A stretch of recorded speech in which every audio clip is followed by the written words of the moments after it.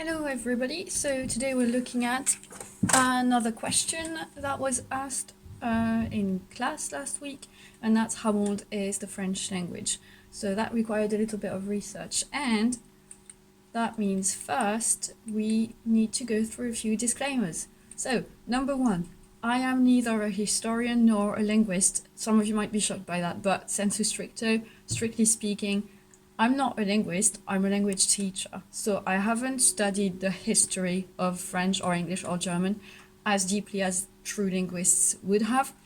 And obviously I'm not a historian either, so that's not my specialty. Okay, so that means the research I've done is basically the same research you could have done, and added to it what I've learned in school in France. Secondly, languages are constantly evolving and changing. In French, we call them les langues vivantes and not modern foreign languages. And vivant means living. So it's really difficult to date a language's birth because it slowly evolved into what it is now.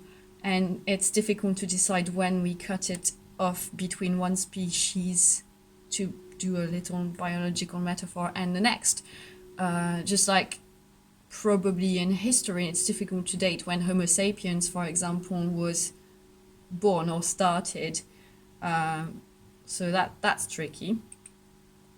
Third, there will be, I don't know why these two came up together, there may be a degree of subjectivity and propaganda in what I found.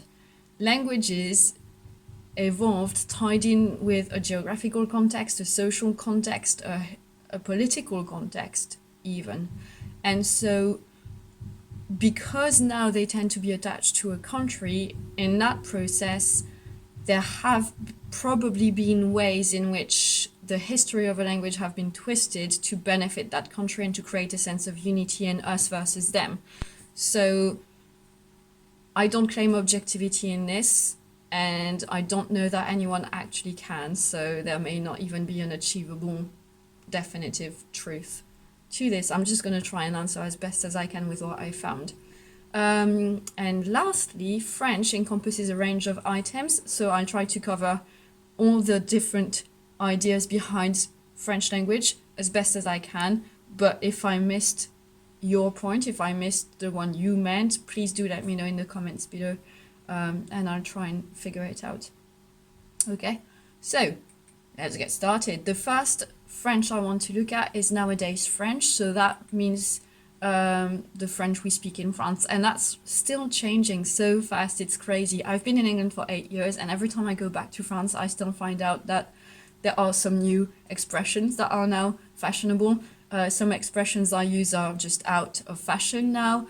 The dictionaries keep changing as well. L'Académie Française keeps adding to it because it's a living thing. So nothing beats immersion in a country to witness and soak in a language's evolution. Just like when I moved to England, I learned a lot of phrases and words that I hadn't learned at school. And they're still English, it's just they didn't make it into the French textbooks yet. Okay, so nowadays French, that means like it's changing so fast, it's probably like a few years old.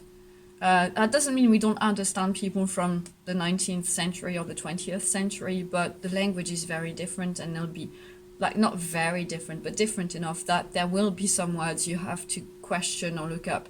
And also cultural references are huge in a language. I think we keep underestimating that. So if you talk with people, it's not just about knowing words and meanings, but it's also about knowing what's on TV at that time, what sort of adverts are constantly hammering on the radio, on TV, on Spotify, whatever devices you're using, because these make their way into daily life and into daily talk.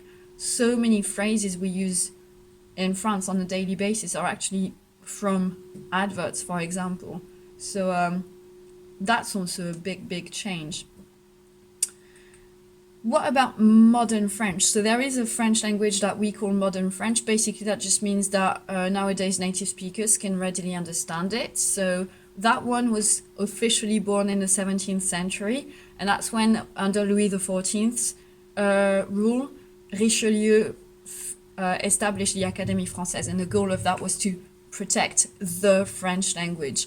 Louis XIV wanted to be an absolute monarch, and that meant that he needed the whole country to be united and to be just one, and he needed to centralize everything. And obviously that meant we couldn't allow different sorts of French to be used in different pockets of France, because language creates identity and unity, and if you have different pockets, that means you have different identities, and you don't have a general unity. So that's when it happened. For example, when I was at school, we studied Les Contes de Perrault, so Charles Perrault. You will have heard of some of his tales. So in the book I studied, there was the Little Red Riding Hood, Cinderella, Sleeping Beauty, all of that. La Fontaine was a poet in that century. So if you pick up those books, if you're fluent in contemporary French, then you'll be able to follow these stories, no problem. You may see a few words, you go, oh, we don't use these anymore, or you may have to look up the occasional reference, but you will understand the whole thing. So that's modern French, 17th century. But then you can go back a bit further. If you want to look at when French became the national language officially, then that's arguably at the Ordonnance de Villers-Cotterêts, which was in 1539. I say arguably because there are some discussions about how true and accurate that is. But that's the one I remembered off the top of my head. When I read that question, I thought, oh, Ordonnance de Villers-Cotterêts, François Ier, which is basically Francis I. So François Ier had that signed and written so that all official documents would be en langage maternel français et non autrement, which means in the maternal French language and not anything else. It was the first attempt at making having a national language imposed. It doesn't mean all the dialects disappeared, and it also doesn't mean that language, that maternal French language, was the same for everybody. It was still interpreted loosely and differently. So even reading that article, I've just put a quote there, and it's written in old, like what I would think of as Old French, even though it's technically probably Middle French. It is Middle French, but it's a bit trickier to read. The whole article took me a while to decipher, and I was glad I could check with the translation underneath in contemporary French. So, for example, one author from that time was Rabelais, which I studied. When was it I studied Gargantua? It might have been in my first year in class prepar. And the edition I had was almost bilingual, in that on the left page you had the original text in Middle French, and on the right page you had all of the notes to understand, because for a contemporary reader it was a little bit difficult. Vocab was different, spellings were very different. That's why I was glad I learned Latin, because that helped me out. Cultural references were big, so yeah, if you're going to read a text in Middle French, it's going to be a little bit tricky. It's more different, like there's a bigger gap, I think, between Middle French and contemporary French than there is between today's English and Shakespeare's English, for example.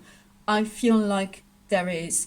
I seem to remember struggling less reading Shakespeare at 19 than I did reading Rabelais, even though I was reading that in English and I was reading Rabelais in French, and I'm French, but I still understood Shakespeare better. So that's that. Then we go into Old French, and so that was spoken between the 8th and 14th century in France, and that was a mix of Vulgar Latin and Germanic Frankish language, and that's because Germanic tribes invaded France, which was then called Gaul, and so obviously when you have invaders, they mix in with the local population and they bring in their language as well. So they ended up mixing with the Vulgar Latin that local population spoke, and that gave birth to what we call langue d'oil, which was mostly in the northern half of Gaul, and that's where I come from. In the southern half, they used to speak la langue d'oc. So we had, the country was split into two. You had the northern half with the la langue d'oil, and the southern half, les langues d'oc. And even within langue d'oil and langue d'oc, you had different dialects and things, but they were similar enough to be grouped into two big families. And it's funny that division between North and South still exists nowadays. That's still there. So a little chauvinistic part of me, when I found out, oh my God, French actually is descended from the northern half language, not the southern half. Bam! Because when I was in higher education, we were told not to sound northern, because that's the uneducated accent and the coarse accent, and it's not proper French, so you should totally try and hide that you're Northern. And now I'm like, in your face! French actually was born in the North, so I sound Northern if I want to. So yeah, that was the silly victory moment. It's ridiculous, but never mind. It made up for the times when I was made to feel ashamed of coming from the North. So then we go into even older, Vulgar Latin. What is that about? Vulgar Latin was born from interactions between Gaulish and Latin when we had the Roman rule in Gaul. So obviously, you know, the Roman Empire expanded and it went all the way to Britain, and that obviously included Gaul because that's on the way between Italy and Britain. And so local populations had to learn Latin since that was basically the Roman Empire's language. And if you wanted to interact and, I don't know, do business and things, you had to learn Latin. But every time you bring a new language into an area, local populations will put their little twists on it. Whether it's conscious or not conscious, that will happen. Think about all the slang words that you have in England. Without even going into Scotland, Ireland, and Wales, just in England, you have so many different accents and local specificities and phrases. It's the same for France, it's the same in every country. So Vulgar Latin was basically born from that process of learning Latin and then twisting it a bit with the influence of that Frankish language we talked about before. And so that's pretty much it for How Old is French. It was a pretty long video, but even so, we've barely scratched on the surface. I'm sure if there's a specialist in the audience, you're like, no, that's wrong, no, you're oversimplified, no. If it's wrong because it's oversimplified, I know I've oversimplified because my audience is mostly between 11 and 14 years old, so like, come on. But if there is a mistake and it's a genuine mistake, it's not down to oversimplification, please do feel free to correct me in the comments below and let me know. We're all here to learn, so if you can help me learn more, that's brilliant. I hope that interested you. I'm going to leave loads of links in the description, so if you want to investigate a little bit further, you can go ahead and do so. I think that's pretty much it. Like, share and subscribe if it's not already done. Ask me any other questions below or give me any feedback below, and I'll see you next time for another answer. So there you go. Ciao!